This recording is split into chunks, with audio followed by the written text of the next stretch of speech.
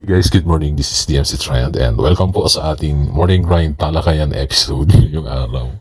Alright, so napapansin nyo ilang beses na rin tayong nag-upload ng mga videos regarding po sa sugal, no? Napaka-sensational, napaka-trending po ngayon tong topic na to.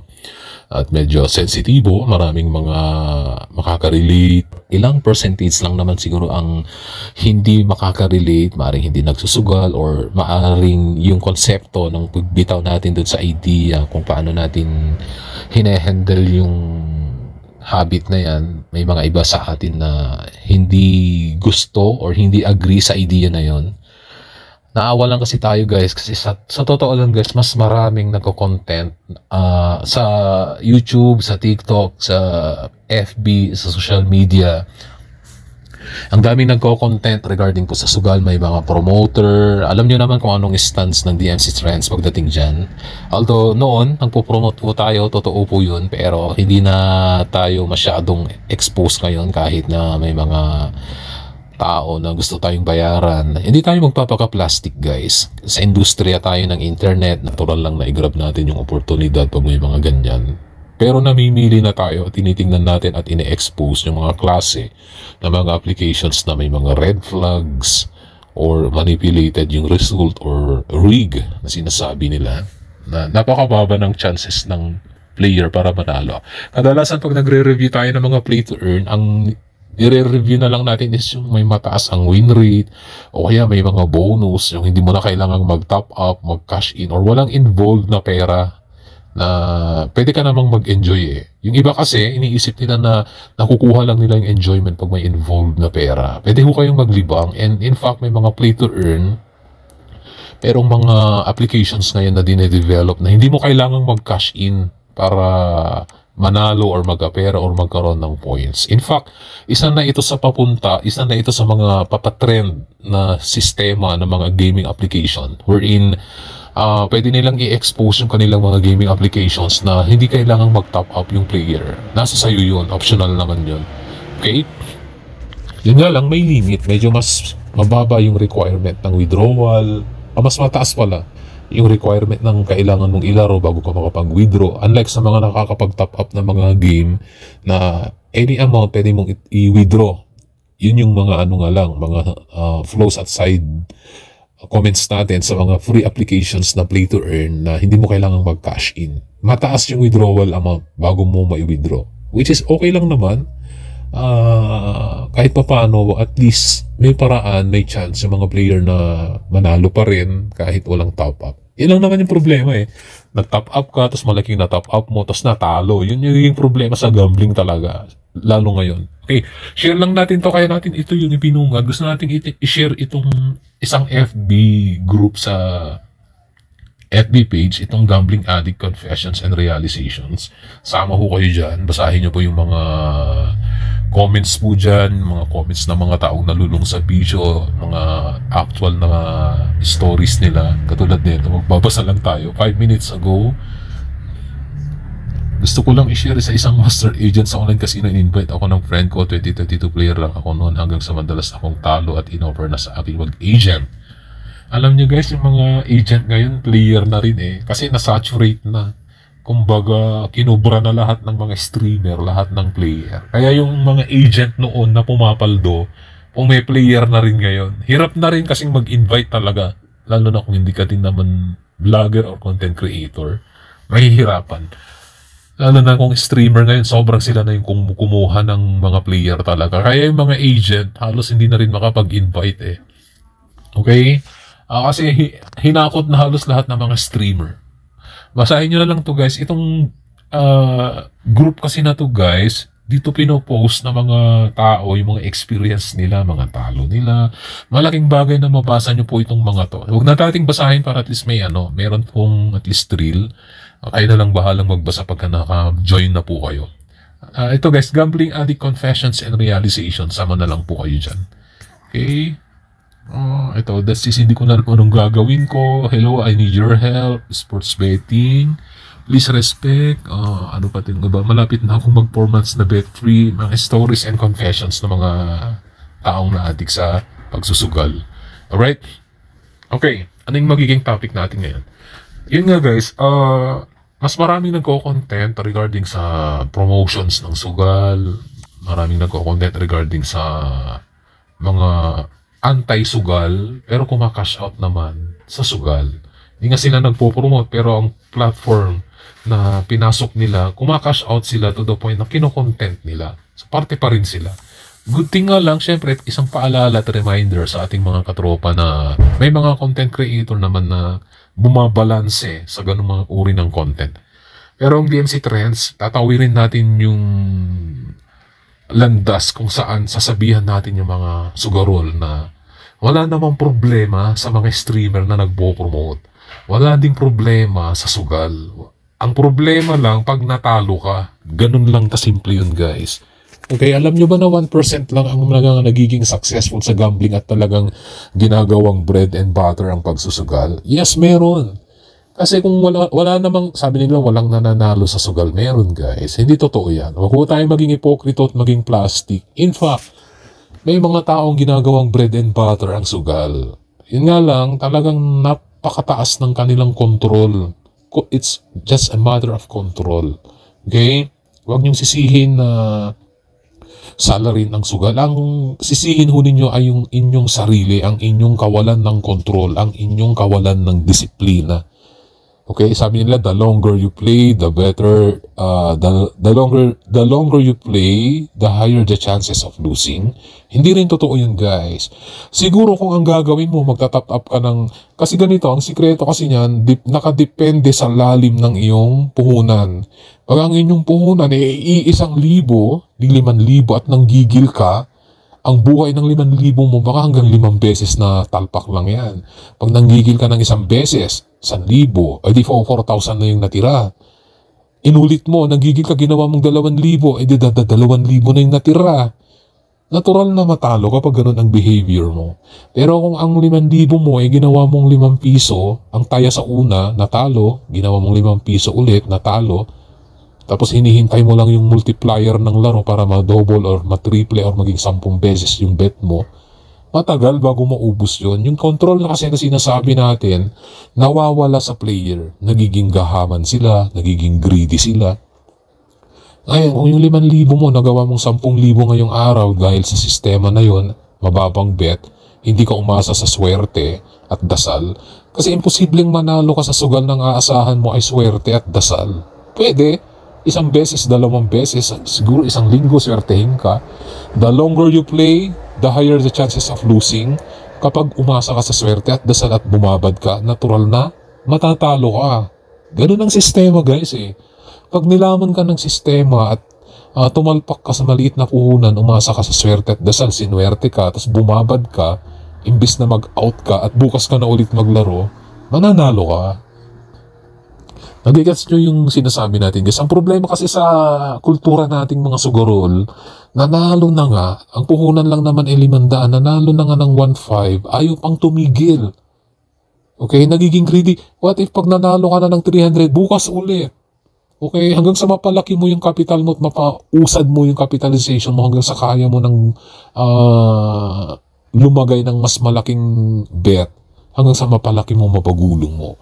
Ang sistema kasi natin, yung iba, nagsisimula sa 500. Pag nanalo na ng 1,000, ayaw pang tumigil. Tapos sisisihin ang sugal, demonyo ang sugal, nalulong sa sugal, nakakasira ng buhay ang sugal.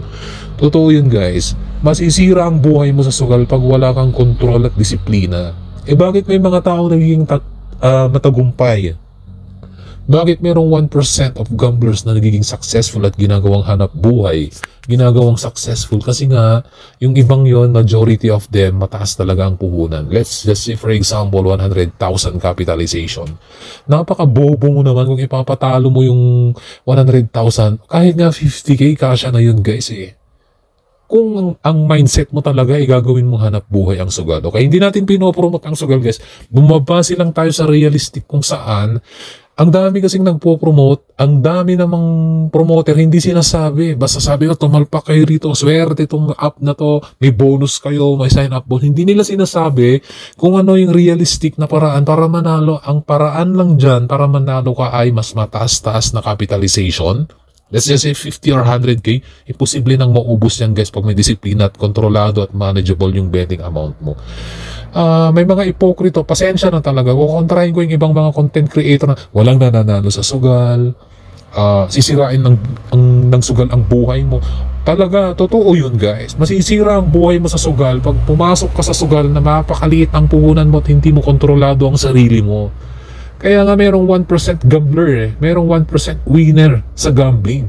May mga bibihirang mga natatanging mga tao na napagtatagumpayan ang sugal kasi nga kaya nilang rendahan yung kanilang mga sarili. Kasi pag naglaro ka guys, hindi yung laro ang nilalaro mo. That's the secret guys. Ito yung katotohanan. Pag pumasok ka sa pagsusugal, ang nilalaro mo ay ang iyong sarili. Yung control mo, yung greediness mo. Okay? So, siyempre, yung iba, nahimok, nahikayat ng mga influencer na tumalpak, nagtalpak ng 500, nagtalpak ng 1,000, hanggang sa hindi matanggap yung talo, nagtop up ng 5,000, ng gigil. Nauunti-unti ho kasi kayo guys, sa maliliit na talpak. Tiyagain nyo na, ipunin nyo na lang yan guys. Real talk. Huwag nyo italpak yung 500 nyo. Huwag nyo italpak yung 5,000 nyo. Pwede. Kung marerindahan ninyo yung inyong mga sarili na may mga betting applications na mayroong startup na capital na 5 piso, pwede nyong gawin yun. Mapapaunlad nyo yan guys. Basta huwag ko kayong manggigigil, huwag ko kayong mag-overbet, huwag ko kayong magre-revenge bet. Okay? Kasi may mga taong paulit-ulit na lang tumatalpak. O, pag natalo, cash in ulit. Ganun. Walang mangyayari kung ganun ang proseso ng gagawin ho ninyo. Kasi ang ginagawa nyo, paulit-ulit lang yung cycle. Paulit-ulit nyo lang na inuulit yung mga pagkakamali ninyo sa pagsusugal. Tapos sisisihin ninyo yung mga content creator na promoter, sisisihin ninyo na yung platform manipulated. Hindi. Ang problema ay yung sarili nyo. Yung kawalan nyo ng control, yung kawalan nyo ng disiplina, yung greediness mo ninyo. Pwede bang manalo sa sugal kahit maliit lang ang puhunan? Kung mayroong mga applications na mayroong simula na 5, tsagain nyo kasi guys, akala kasi ng iba, sinasabi nila easy money ang sugal. Totoo yun. Kung aasa ka sa swerte at dasal, easy money.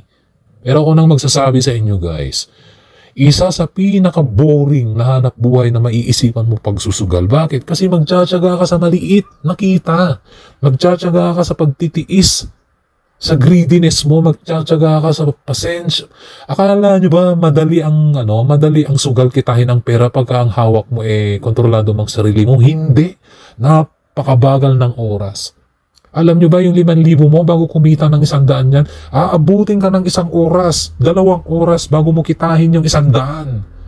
Na hindi umaasa sa swerte at dasal, umaasa lang yun sa pasensya, ano pa ba? Tamang diskarte at tamang timpla sa betting amount, hindi nagre-revenge. Napakatagal ng oras, napakatagal ng pera sa sugal guys kapag nandun ka sa 1%. Pag inaasa mo na lang din sa swerte, kasama na pagsamahin mo swerte, dasal, pasensya, disiplina, control, mapupunta ka sa 1%. Pwede mong gawing hanap buhay ang pagsusugal. Doon lang papasok na nagiging bread and butter ang pagsusugal pag nandun ka sa 1% gambler na yun. Mga winner na yun na matataas ang puhunan, malalim ang puhunan. Mahirap ibagsak yun guys. Hindi kayang ibagsak ng house ang isang player na mayroong malalim na puhunan, may control, may disiplina, may pasensya, at mayroong sistemang sinusunod. Ngayon, kung gusto mong asamin na pumailalim sa 1% winners na mga gambler, tsagain mo. Kasi sabi nga nila, kapag ginawa mong trabaho, tsagain mo yung hirap, yung pasensya, yung tagal ng oras, yung kupad ng oras, yung bagal ng oras at liit ng kita. Kung maliit ang capital mo, kung gusto mo nang mag 5K per day, pwede siguro around 100K o 200K ang lalim ng puhunan mo dahil ang startup betting amount mo na dun, at least nasa 100 na. Nasa 100 na yon. Okay? Regarding naman sa mga klase ng application na kailangan ng strategy at hindi lang pure random yung resulta, kahit ano namang klase ng casino application ngayon, ibibigay ng chance para manalo ka Okay? Lahat guys, ibinibigay ng laro ang pagkakataon sa player para manalo at gawing hanap buhay ito. Only if may condition. Ang problema, hindi makasunod yung pinakamaraming majority player sa condition na yun Sa totoo lang guys, ibinibigay, again ulitin natin, ang sarap ulit-ulitin ibinibigay ng laro ang tsansa mo para manalo. Nasa sayo lang yun kung pipiliin mo yung landas ng pagiging panalo. Okay, kapag greedy ka, wala kang pasensya, magmamadali ka, matatalo ka talaga, mauubos ka talaga. Eh, napakasimple ng condition guys, napakasimple ng condition. Huwag kang maging greedy. Ay kung 500 lang naman yung ipinuhunan mo, wag swerte mo kung nagawa mong 50k yan. Beginner's luck? Hindi totoo ang beginner's luck. Nagkataon lang yun na ipanalo mo. Hindi beginner's luck, sabihin natin, pagbigyan natin, ulitin mo yan sa loob ng 1 linggo. Same scenario. Tignan natin kung maulit yung swerteng yan. Baka nga sa pangatlong araw, maibalik, matalo ka na Okay? Kung parehas ang magiging disiplina mo, so, hindi ka mananalo sa sugal na ang aasahan mo ay swerte. Tandaan nyo yan guys. Swerte, chances at dasal. Kulang yan. Ang kailangan mo ang dasal, kailangan mo ang swerte, pero hindi sa lahat ng oras papanig sa'yo. Kaya the house will always win. The longer you play, the bigger the chances of losing. Totoo yun. Kasi oras ang kalaban mo dyan, sarili mo ang kalaban mo dyan, greediness ang kalaban mo dyan. Temptations ang kalaban mo dyan. Pagka hindi ka nakontento at laro ka pa ng laro, gusto mo, habit kasi yan guys yung nanalo ka na gusto mo pang palakihin yung tama mo, 500 lang naman yung puhunan mo, mali. Pag yung 500 mo, nanalo ng 200, tama na, exit ka na, bukas ulit. Ganun ang control guys. Okay, hanggang sa mapalaki mo, huwag kang umaasa ng 500 mo, magiging 500,000. Bibihira yung mga taong binayaan ng swerte na nagsimula sa maliit na puhunan, kumita ng malaki. Pero at the end of the day, the longer they play, kinukuha pa rin ng house yung panalo nila, mas nasasadlak pa sila sa pagkabigo. Nagka-cash in sila, nagkakanda utang-utang. Your future wins are your future losses. Sabi nga nila, or your current wins are your future losses. Totoo yun. Kapag hindi ka tumigil at yung senaryo ng inyong disiplina parehas na parehas sa unang senaryo nung unang sumabak ka sa pagsusugal. Ganun lang kasimple, napakasimple. Wala kasing nagko-content guys ng strategy, ng red flag sa sugal. Okay? May iba, tigilan nyo na yung pagsusugal, masisira ang buhay nyo dyan. Siguro. Tsaka sa totoo lang guys, ito masakit ang katotohanan, real talk. Mahinang nilalang ang taong papasok sa sugal na hindi kayang kontrolin ang sarili at sisisihin ang sugal, ang mga streamer dahil sa kanyang pagkatalo. Isa kang mahinang nilalang. Ngayon, kung kaya mong tanggapin na mahinang nilalang ka, totoo yun, mahinang nilalang ang mga taong papasok sa sugal. Kung later on sisisihin nila ang mga streamer, mga content creator, sisisihin nila yung sugal, huwag niyong sisihin. Ang sisihin nyo yung kahinaan mo. Yung kahinaan mo, yun ang naging problema, hindi yung sugal, hindi yung mga content creator, hindi yung streamer. Yung kahinaan mo. Ibinibigay ng sugal ang pagkakataon mo para manalo, tsansa para magbago, pero anong ginagawa mo? Wala kang control, wala kang disiplina, revenge bet, overbetting, gigil pa more. Okay? So, paulit-ulit yung senaryo, ganun na ganun yung mangyayari. Kaya natin sinasabi, wala kasing nagko-content nito na walang nagko-content sa real talk ng sugal, ng mundo ng sugal. Ang sinasabi lang nila, it's a very dangerous habit na dapat tigilan. Tigilan mo yan, talaga totoo. Tantanan mo yung pagsusugal kung wala kang planong baguhin ang sarili mo sa sistema ng iyong paglalaro dahil mauubos ka lang. Sayang lang yung pera mo, boy. Sayang lang. Sayang lang yung tinatalpak mo, yung kinakash in mo. Pinapamigay mo lang, pinapatalo mo lang talaga. Kasi ayaw mong pumayag na umilalim sa 1%. Kaya nga 1% lang ang mga gamblers ang nagtatagumpay. Kasi napakahirap kitain ng pera sa sugal, akala nyo ba? Okay, sige, papangkahin ko yung DMC trend. Masasabi naman siguro natin na nasa 1% tayo na gambler. Bakit? Kasi sinasabi natin to Ever since guys, noon pang nagsimula ang DMC trends, lagi ko nang sinasabi sa inyo yan. Mauubos lang ang pera nyo sa pagsusugal, sa pag-overbet, revenge bet, walang kakawalan ng control. Di ba nga lagi natin sinasabi, pag nanalo na kayo ng 200, sapat na yun. Makontento kayo sa maliit na kita, pag maliit lang naman yung puhunan na pinagsimulahan ninyo. Ngayon, kung malaki-laki, malalim-lalim ang puhunan nyo, let's say 100K or 200, alam nyo ba guys, ito, meron akong i-real talk sa inyo. May iba nga ginagawang sindikato ang sugal eh. Yung iba, gumubuo sila ng grupo, ng GC na talagang controlled gambling. May bubunot ng palabunutan. Alam ko yan kasi na-witness na rin natin yan. And it's very effective. Let's say, sample lang kayo sa grupo. Palabunutan, tapos kung mayroong isang oras lang na pwedeng laruin yung each player per day. Schedule. Para mas control. Yung iba na may kapital, pwede nilang gawin yon. Yung iba na walang kapital, pwedeng bumuo ng mga ganong klase ng grupo.